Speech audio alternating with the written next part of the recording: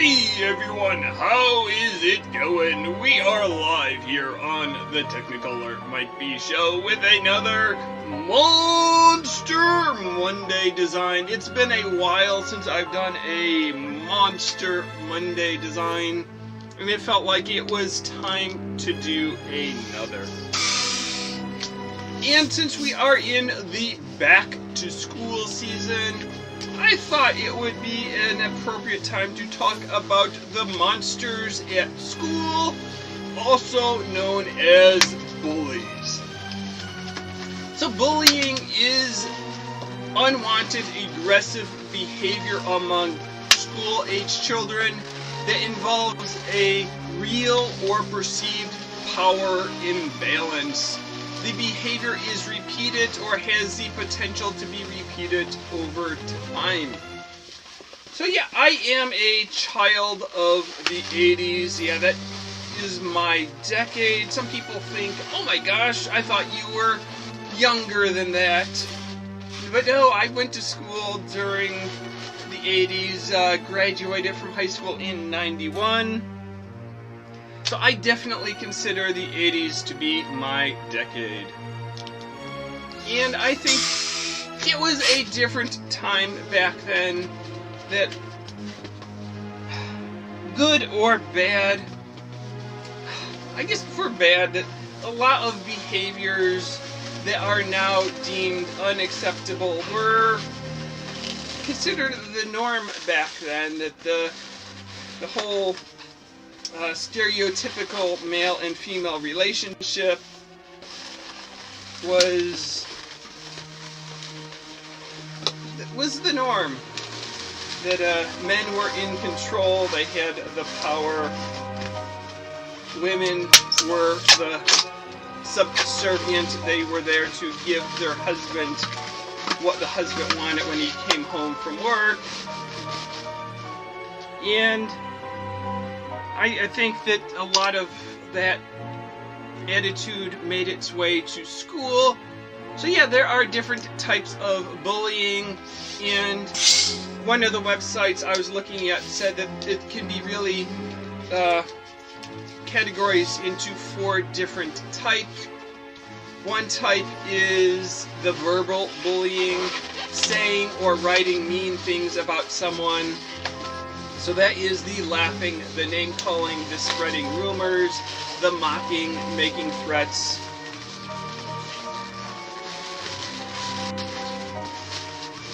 There is the social bullying. That is sort of the relationship bullying that involves hurting someone's reputation, telling other kids, don't pick him for this team. Yeah, using your influence to have other people do the bullying of the victim.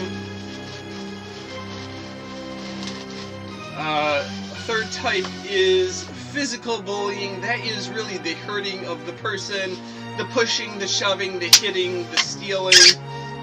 And the newest type of bullying, something that couldn't happen when I was a kid, is the cyber bullying, and that is when you do it through social media, posting online, and sending harassing emails and text messages.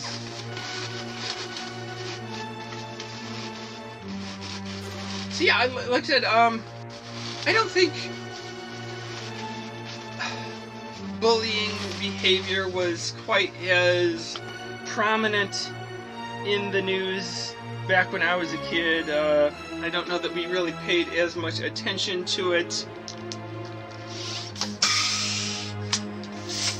And I remember, I don't think I was ever really bullied as a kid, but I definitely do remember, I don't know, the 2nd, 3rd grade, thinking that girls have cooties, and that we would be like spreading, like if you touched a girl or her desk, or she touched you, that you would touch another boy and say you got Tanya germs, or whatever the girl's name was. You'd sort of like playing tag with other people, but instead of just tag you're it, it's like you've got so-and-so germs on you now, you have to get rid of them. So I don't think I hope none of the kids in my grade really saw that as true bullying. But now that I'm old enough to sort of realize what we were doing, I don't think that that was really the best, most acceptable behavior. So yeah, the school I went to, it really wasn't a diverse school. It was mostly middle class kids, white Americans. We didn't really have anyone that was super rich or super poor. And I really didn't have any exposure to Hispanic or African Americans or people with disabilities until I reached high school. But yeah, so these days you can tease people usually about their differences. That if someone wears glasses, just got glasses, calling them four eyes. A kid just got braces. Back when I was a kid, braces were all metal, all highly visible, big and bulky, so you'd call them metal mouth. If someone had a bad case of acne, they would probably call it pizza face. So yeah, so these are all types of verbal bully behavior that really shouldn't have been acceptable. And yeah, I think that the parents, the teachers, if they were aware this was going on, should have been stopping these types of bully behaviors. But it's what we saw on TV. It was part of the culture. Remember, kids would come to school with a bad haircut, something a little bit too short,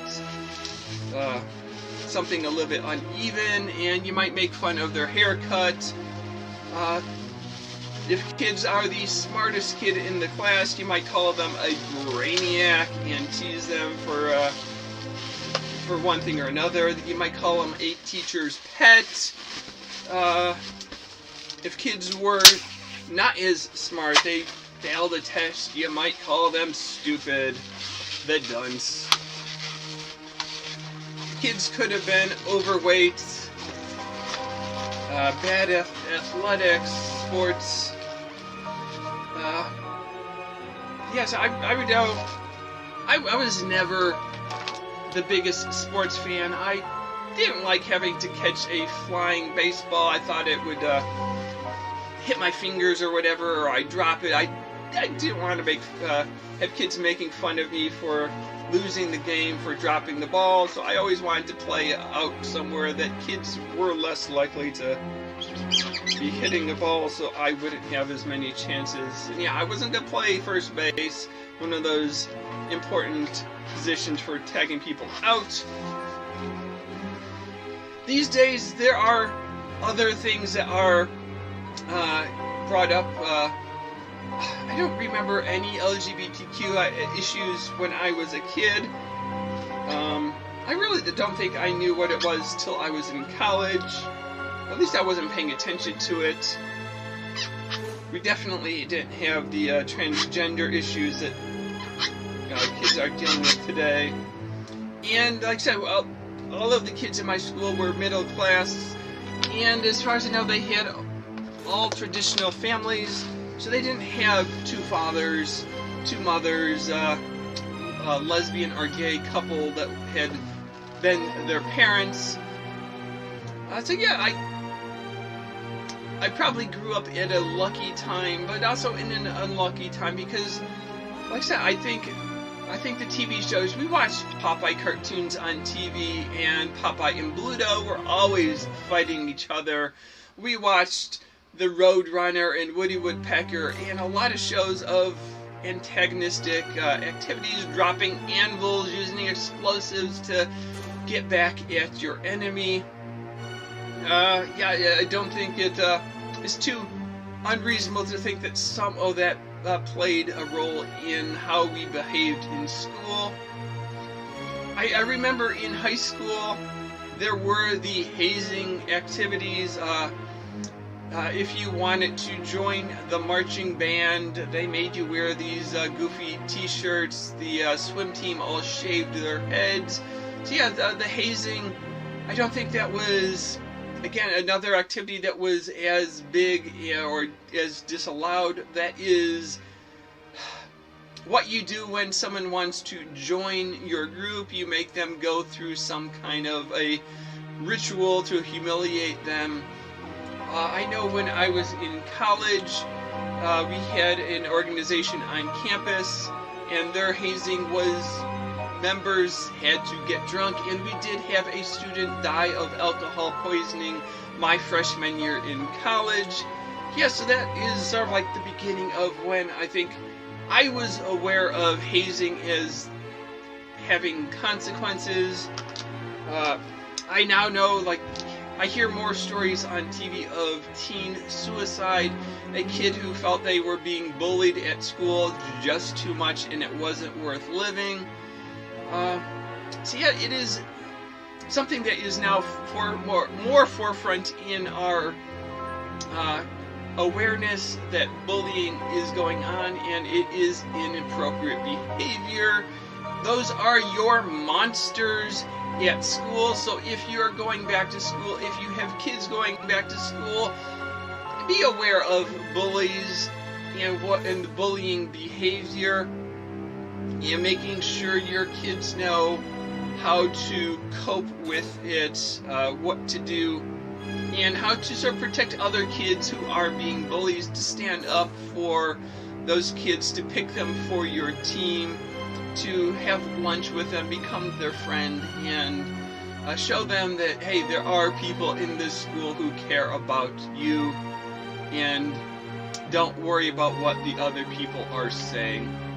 So yeah, bullying is an important topic, especially with back to school happening these days. So yeah, this is our monster balloon and our monster face paint with all those big teeth. And I was trying to do some color contrast to sort of like, you can't really see where my face is, where my eyes are. They should get lost in the design pattern just to make it a little bit more mysterious. So until next time, see you later, alligator. After a while, crocodile. Thanks for watching.